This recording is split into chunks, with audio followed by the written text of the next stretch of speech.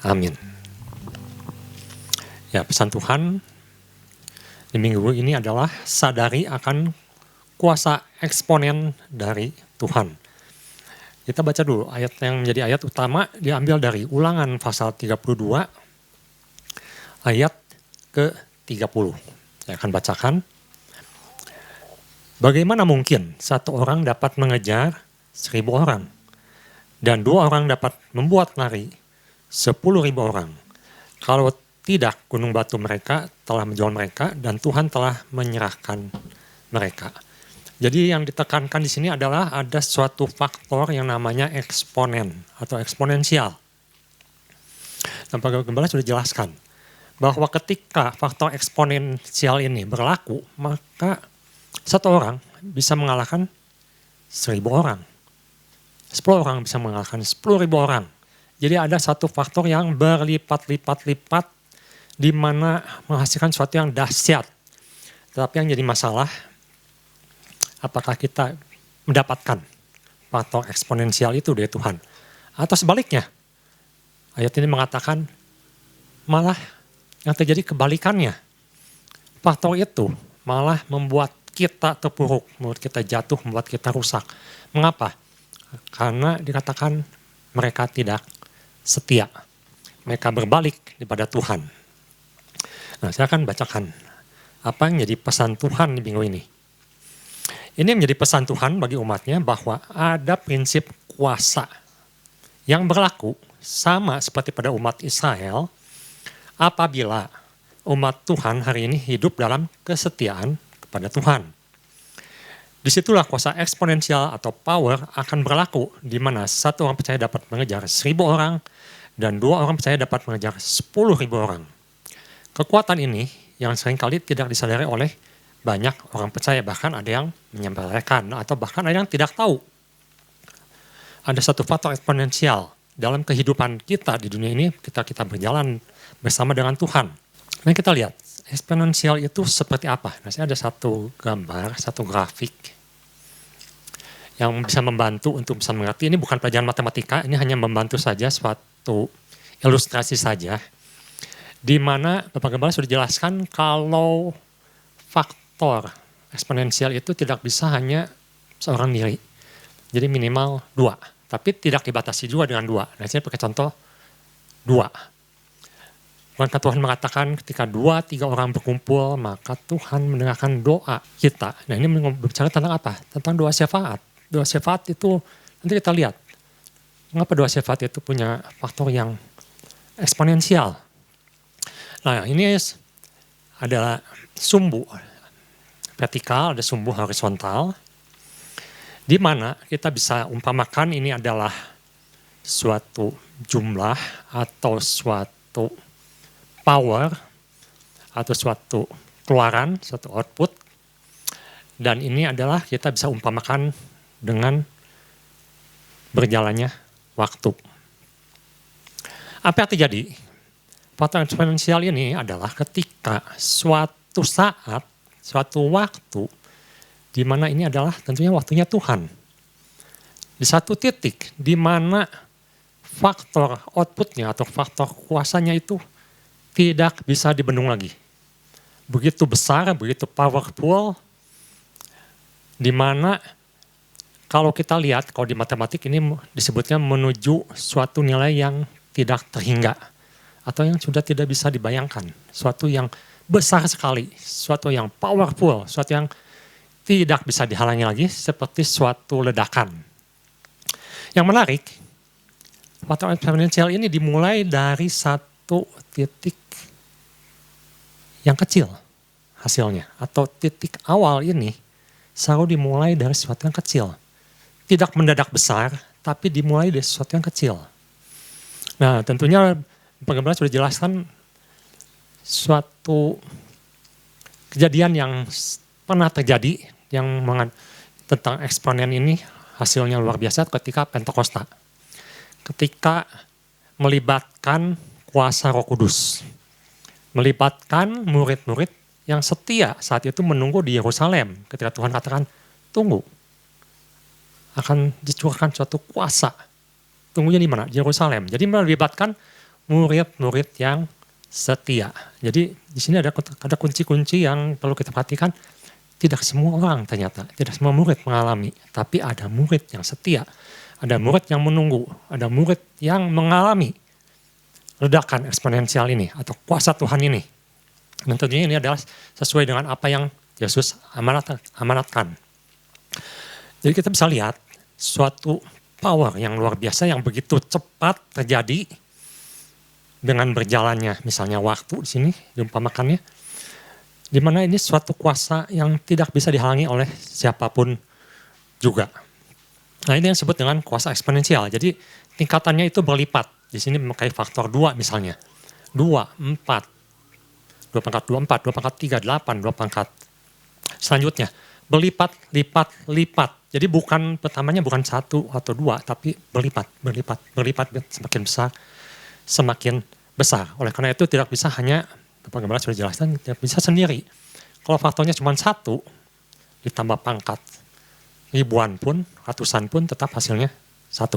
Nah, saya ada satu video, saya akan kasih lihat di sini untuk menggambarkan bagaimana faktor eksponensial ini diaplikasikan oleh satu orang yang bikin teori bahwa suatu atom tertentu di sini uranium, yang mempunyai berat jenis yang berat, di sini memiliki satu inti, yang jikalau diberikan satu momentum dari satu proton, dia akan membelah dan menghasilkan 2. Mari kita lihat videonya. Kalau bisa ditampilkan videonya. Jadi, ini dipakai dalam sains oleh seorang yang punya teori yang mengatakan bahwa satu energi itu kan dihasilkan atau menghasilkan suatu ledakan yang luar biasa ketika satu atom dibelah dan dia akan menghasilkan yang lainnya dan dia akan memecah atom-atom yang lainnya sehingga menghasilkan suatu ledakan yang luar biasa yang disebut dengan ledakan nuklir. Ya, ini ditemukan teorinya oleh satu orang Yahudi yang disebut orang paling pintar di dunia, yang namanya Albert Einstein. Dia bikin suatu teori sama dengan MC kuadrat, di mana ada satu ledakan yang luar biasa ketika dipicu oleh satu massa dengan kecepatan yang eksponensial, yang kuadrat. Maksudnya begini, bahwa dunia pun tahu dan sudah dibuktikan, ini menjadi satu sumber yang menjadi satu masalah sebenarnya. Sekarang yang kita sedang hadapi juga, di mana Amerika juga takut ketika orang bisa menghasilkan nuklir. Makanya Amerika memakai alasan ini untuk menyerang Iran. Karena akan ada suatu ledakan yang eksponensial, yang luar biasa. Yang menarik, rupanya Tuhan sebenarnya dalam alam ini, dalam menciptakan manusia, di mana Mas mengatakan, kejadianku ialah dahsyat dan ajaib. Itu sebenarnya memakai hukum eksponensial juga, ini menarik sekali. Jadi kita diciptakan Tuhan itu dengan dahsyat. Mas mengatakan dahsyat dan ajaib. Mengapa? Karena ketika seorang suami memberikan benih atau spermanya kepada seorang istri, kepada sel telurnya, dibuahi dari satu sel telur dan satu sperma, dia akan menghasilkan sel. Hari pertama, dia menjadi 2 sel. Hari kedua, dia menjadi 4 sel. Hari ketiga, dia menjadi 8 sel. Hari keempat, menjadi 32 sel. Persis seperti yang tadi kita lihat. Ada faktor eksponensial. Jadi Tuhan ternyata menciptakan manusia itu dengan faktor eksponensial. Luar biasa. Suatu yang sebenarnya Alkitab sudah catat. Dan Alkitab sudah memberikan pada kita suatu pengertian bahwa ketika Tuhan bekerja, dan ketika Roh Kudus bekerja, ada power, ada kuasa. Ketika penciptaan dilakukan, ada kuasa, ada yang berbentuk eksponensial. Nah, kemarin Bapak Gembala sudah jelaskan. Ada beberapa hal yang tentunya perlu dipahami, di mana kita sebagai umat Tuhan, supaya dapat menjalani kehidupan yang berkuasa seperti prinsip eksponensial ini yang dijanjikan Tuhan, maka yang pertama kita harus memahami nilai eksponensial tidak terjadi jika ditangkap sendirian. Yang tadi itu ya, kalau faktanya cuma 1, tetap di pangkat berapapun hasilnya 1. Yang kedua, kita perlu memahami bahwa nilai eksponen tidak terbatas dari 2 pihak saja. Bisa lebih, seperti Gideon misalnya. Dia hanya dengan 300 orang, tetapi dia tidak sendirian, ada 2 atau lebih. Tidak harus dibatasi dengan 2. Dan sini perlu dicatat ada 3 kesalahan yang Bapak Gembala sudah jelaskan. Mengapa faktor eksponensial ini tidak terjadi? Karena pertama tidak ada kesetiaan. Seperti umat Israel, jadi Tuhan mengharapkan satu kesetiaan. Seperti murid-murid ketika menunggu di Yerusalem, ada kesetiaan. Yang kedua, tidak mengetahui, tidak sadar kalau Tuhan bekerja secara eksponensial. Tadi sudah dijelaskan, Tuhan itu bekerja secara eksponensial. Cara kerja Tuhan itu dahsyat, luar biasa. Dan yang ketiga, tidak bisa terjadi kalau hanya ditangkap oleh diri sendiri saja atau sendirian. Perlu partner, perlu orang yang sepakat supaya eksponensial ini bisa terjadi. Baik, pagi hari ini saya akan tambahkan 1 poin saja. Bagaimana kita bisa mendapatkan eksponensial ini seperti yang power ini, bukan kita dapat power, tapi bisa menghasilkan suatu atau mengalami suatu kedahsyatan Tuhan ini, yang eksponensial ini dalam hidup kita, yaitu dengan memiliki kualitas multiplikasi Tuhan. Mari kita lihat, pada satu pergerakan di mana boleh katakan dipelopori oleh 2 orang bersaudara yang namanya Dave Ferguson dan John Ferguson. Mereka ini membuat suatu pergerakan di mana mereka mengatakan bahwa untuk terjadinya multiplikasi atau eksponensial, suatu yang eksponensial, yang dahsyat, maka gereja Tuhan itu harus berhenti hanya dengan mengharapkan penambahan jemaat. Ada ini suatu gambaran, dan gambarnya kecil ya, kalau bisa dibesarkan akan lebih jelas.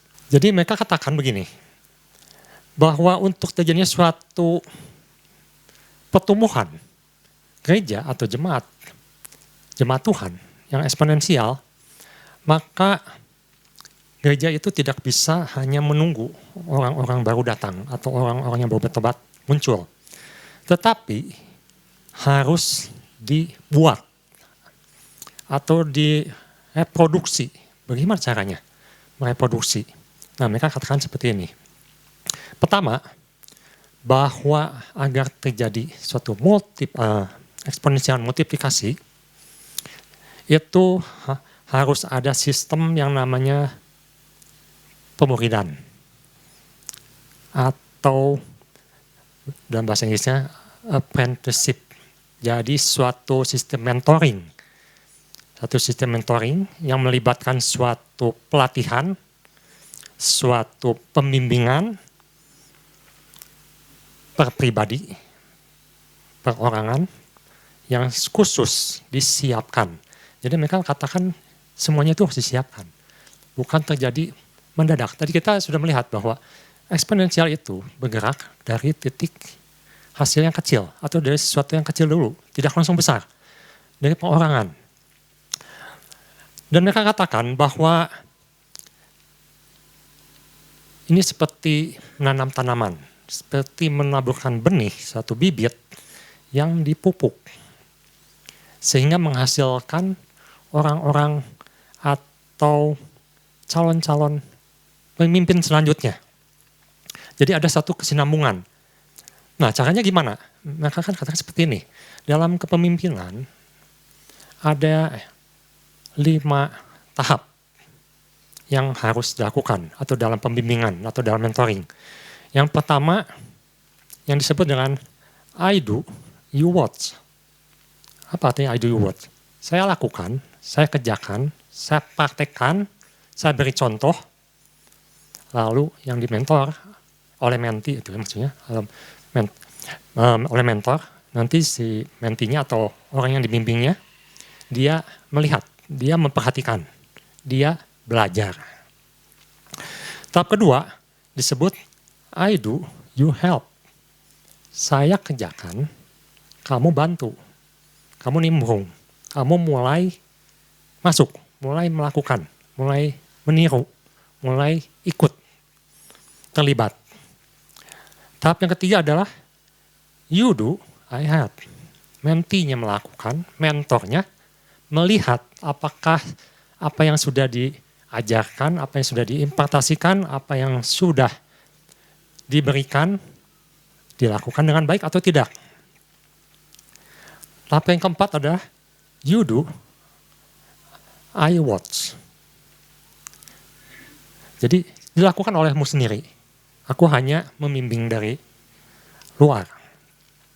Dan tahap yang terakhir adalah you do, someone else watch. Atau dia sudah mulai membimbing orang lain. Dia sudah menjadi mentoring. Sudah menjadi mentor bagi orang lain. Nah ini yang dimaksud dengan bahwa sesuatu itu dilakukan bertahap dan akan menghasilkan suatu multiplikasi yang akan menuju suatu grafik eksponensial, akan menjadi satu ledakan yang besar. Dan tentunya di sini diperlukan pemimpin-pemimpin yang bisa memberikan contoh. Jadi sekali lagi Tuhan katakan, aku ini menyuruh engkau menjadi saksi, bukan penonton. Saksi orang yang memberikan teladan. Seperti Tuhan memberikan teladan kepada murid-muridnya. Dan mereka juga katakan bahwa ini disimpulkan dari apa yang mereka sebenarnya banyak, karena ini suatu pergerakan. Kalau ibu bapak lihat di web, ada webnya, namanya multiplication. Jadi suatu pergerakan dan banyak sekali, tapi ini kurang lebih apa yang mereka kerjakan, dan ini dirangkum oleh Google. Apa yang mereka kerjakan, suatu poin-poin yang penting yang perlu kita ketahui. Dikatakan bahwa tujuan atau target atau visi itu bukan untuk visi pribadi. Jangan targetnya adalah jumlah dalam pengertian mega church untuk suatu keinginan pribadi, untuk suatu tujuan pribadi, untuk ketenaran pribadi. Tetapi untuk apa? Untuk tujuan kerajaan Allah.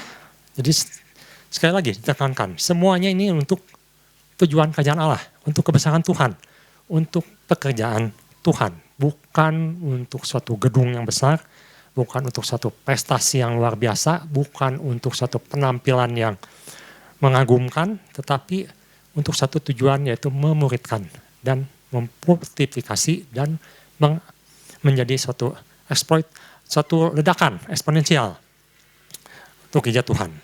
Nah kita bisa lihat bahwa ini dikerjakan juga oleh Rasul Yohanes, salah satu murid Yesus, di mana kalau kita lihat di abad pertama itu dia mempunyai beberapa murid. Murid-murid langsung di bawah Yohanes yang kemudian menjadi bapak-bapak gereja atau pemimpin gereja, seperti misalnya Polikarpus. Kita seringnya mendengar kata Polikarpus. Nah itu salah satu murid dari Yohanes di abad pertama.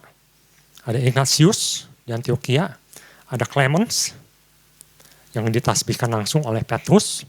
Nah kita lihat bahwa mereka selain menjadi murid Yesus, mereka juga memuridkan orang lain. Dan di sini katakan bahwa satu poin yang penting adalah bahwa gereja itu jangan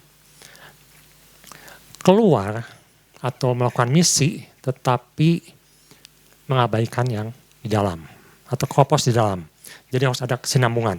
Nah itu yang disampaikan oleh kedua saudara ini, yaitu Dave Ferguson dan John Ferguson. Namanya kita lihat apa yang dilakukan oleh Paulus. Sebenarnya Paulus sudah melakukannya juga. Paulus sudah melakukannya. Paulus melakukan ini dan hasilnya eksponensial. Luar biasa. Di mana Paulus sendiri, kita lihat di 2 Timotius pasal kedua.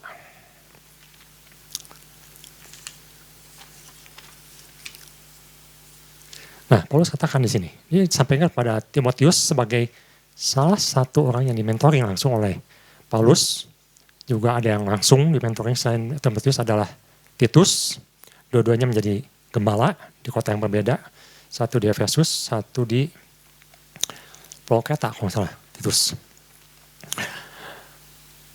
Apa yang telah engkau dengar daripadaku di depan banyak saksi, percayakanlah itu kepada orang-orang yang dapat dipercayai, yang juga cakap mengajar orang lain. Jadi di sini Paulus mengatakan kepada mentinya atau orang yang dibimbingnya yaitu Timotius, bahwa Timotius pun harus melakukan hal yang sama seperti yang Paulus lakukan, yaitu mementori orang lain. Nah, kita lihat bahwa Paulus selain membimbing Timotius yang nanti kemudian juga membimbing orang-orang lain, dia juga membimbing Titus yang juga akan membimbing orang-orang lain atau mementori orang lain. Juga termasuk di sini ada Priscilla yang kita kenal suami istri di sini. Juga ada Epaphras. Epaphras itu di daerah Asia Kecil. Di situ juga dia menjadi bapak gereja yang membimbing banyak orang. Dan kita lihat bahwa pola ini dilakukan oleh Paulus, di mana dia memulai dari sesuatu yang kecil, hanya beberapa orang. Tetapi kemudian berlanjut menjadi banyak orang dan menjadi suatu ledakan yang besar. Yang menarik di sini, di 2 Timotius pasal 2 ayat 2, ada suatu kualitas-kualitas yang disampaikan oleh Paulus kepada Timotius bahwa dalam memilih murid, ada satu yang harus ditekankan. Nah, kita baca kembali ya. 2 Timotius pasal 2 ayat 2. Apa yang telah engkau dengar daripadaku di depan banyak orang, percayakanlah itu kepada orang yang dapat dipercayai, pertama. Kedua, yang cakap. Nah, kita lihat, apa maksudnya orang yang bisa dipercayai? Dalam terjemahan lain, atau dalam terjemahan aslinya, memakai kata pistois. Apa itu pistois? Yaitu terjemahannya memakai, kalau dalam Inggris disebut faithful. Orang-orang yang setia. Ini sejalan dengan apa yang kita lihat di Pentakosta. Ada orang-orang setia yang menunggu dengan tekun janji Tuhan. Orang yang faithful, yang setia. Atau terjemahan lain memakai kata trustworthy. Reliable, full of faith. Penuh iman, bisa dipercaya, bisa diandalkan. Nah, saya tertarik ketika saya melihat bahwa Paulus melakukan ini. Apa sih disebut orang yang bisa dipercaya? Orang yang percaya itu ternyata bukan dalam kategori orang yang sudah sempurna. Orang yang sudah hebat, orang yang sudah pintar, atau orang yang sudah luar biasa. Pengertiannya bukan seperti itu. Bukan orang yang sudah perfect. Tetapi di sini katakan orang yang trustworthy atau orang yang bisa dipercaya atau orang yang bisa faithful itu adalah orang yang punya pertama integritas. Apa itu integritas? Orang yang punya prinsip. Orang yang memegang teguh prinsipnya. Tetapi dia yang pertama punya prinsip. Punya prinsip itu artinya dia tahu persis apa yang harus dia pegang, yaitu firman Tuhan. Dia tahu persis apa yang harus dia lakukan, yaitu misi kerajaan Allah. Itu disebut dia punya integritas. Yang kedua, dia bisa dipercaya atau reliable. Apa itu bisa dipercaya? Artinya dia bisa atau dia melakukan apa yang diajarkan. Dia lakukan apa yang menjadi prinsipnya. Kalau dia memegang prinsip kerajaan Allah, prinsip firman Tuhan, maka dia lakukan. Tidak goyah. Dia tidak gampang dikendalikan oleh situasi.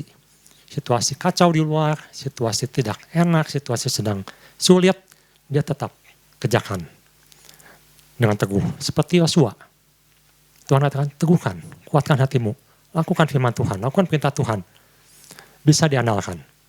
Dan dia itu tidak punya tujuan atau maksud untuk membuat sulit orang lain. Atau punya suatu maksud atau agenda tertentu di balik dari apa yang dia lakukan. Jadi tujuannya atau maksudnya itu adalah murni. Hatinya murni. Dia tidak punya agenda-agenda lain. Misalnya dia melakukan supaya dia terkenal. Dia lakukan supaya dia dapat sesuatu. Supaya dia dapat nama. Nah, tidak seperti itu. Dia murni lakukan untuk Tuhan. Dan disebut dengan orang yang bisa dipercaya. Apa orang yang faithful atau orang yang setia? Itu orang yang loyal. Yang tetap bertahan. Yang tetap menantikan kuasa Tuhan itu dinyatakan. Sama seperti waktu Pentakosta. Kita tidak tahu kapan Tuhan lakukan satu ledakan ketika Petrus berkhotbah, ketika lidah api turun, 5.000 orang bertobat. Satu ledakan terjadi. Tidak ada yang tahu. Tapi mereka menunggu di situ. Mereka menantikan kuasa Tuhan dinyatakan. Dan Roh Kudus menyatakan kuasanya. Orang yang mempunyai semangat di dalam Tuhan. Tidak mudah ciut, tidak mudah pundung. Kalau sudahnya cepat pundung, cepat nyerah, cepat seperti tai ayam. Angkat tai ayam yang cuma sebentar, kemudian ya surut semangatnya. Jadi punya semangat yang berapi-api. Dan orang yang mempunyai suatu harapan di dalam Tuhan. Contohnya kita bisa lihat Gideon, Daud, Gideon. Bayangkan, bagaimana dia bisa melakukan kalau Tuhan katakan cuma bawa obor, bawa gentong, dan bawa trompet atau sangkakala untuk melawan orang yang begitu banyak, ratusan ribu atau mungkin jutaan musuh hanya dengan 300 orang pengikut. Bagaimana seorang bisa melakukan kalau dia tidak percaya, dia tidak punya iman, dia tidak punya harapan kalau Tuhan bisa melakukan sesuatu yang dahsyat. Gideon lakukan, Gideon jalankan. Ini tidak mudah, tapi situasi-situasi yang sulit. Daud hanya pakai umban. Bagaimana dia punya satu pengharapan? Dia bisa mengalahkan Goliat yang besar, yang kuat, yang berpakaian lengkap. Karena dia tahu ada janji Tuhan, ada penyataan Tuhan. Nah, jadi kita bisa lihat bahwa suatu eksponensial, suatu hasil yang besar, suatu ledakan yang dahsyat, itu dimulai dari iman sebenarnya. Dari iman yang sepakat dengan Tuhan. Ketika kita mau sepakat dengan Tuhan, dan kita percaya, Tuhan akan lakukan sesuatu yang besar. Tuhan bisa lakukan sesuatu yang besar, dan Tuhan sudah lakukan yang sesuatu yang eksponensial, termasuk hidup kita sendiri sebenarnya. Karena kita diciptakan dengan dahsyat. Dan kedua, kita harus bisa jadi orang yang bisa dipercaya oleh Tuhan. Satu orang yang bisa diandalkan oleh Tuhan. Satu orang yang bisa membawa misi kerajaan Allah dalam hidup kita. Nah, jadi itu yang saya pakai contoh itu saja satu pagi hari ini. Jadi kita bisa belajar bahwa suatu ledakan itu tidak terjadi begitu saja, tetapi membutuhkan waktunya Tuhan, membutuhkan orang-orang yang siap, yang dipersiapkan, yang Tuhan persiapkan, seperti Tuhan Yesus mempersiapkan 12 murid untuk mengalami Pentakosta, mereka mempersiapkan atau Tuhan mempersiapkan 70 murid untuk mengalami hal-hal yang dahsyat, semuanya disiapkan. Bukan sesuatu yang terjadi mendadak. Dan biarlah kita menjadi orang-orang yang termasuk dalam bilangan orang-orang yang percaya bahwa Tuhan akan melakukan sesuatu yang dahsyat. Baik dalam kehidupan kita maupun dalam melakukan misi kerajaan Allah. Di mana Tuhan katakan akan terjadi suatu ledakan yang besar. Di mana ketika ledakan itu terjadi, maka tidak ada satupun yang bisa menahannya. Tidak ada satupun yang bisa membatalkannya. Dan biarlah itu menjadi doa kita, biar kita boleh menjadi bagian dari pekerjaan Tuhan dalam satu ledakan eksponensial, di mana Tuhan akan mengerjakan dan kita ada di dalamnya. Tuhan Yesus memberkati.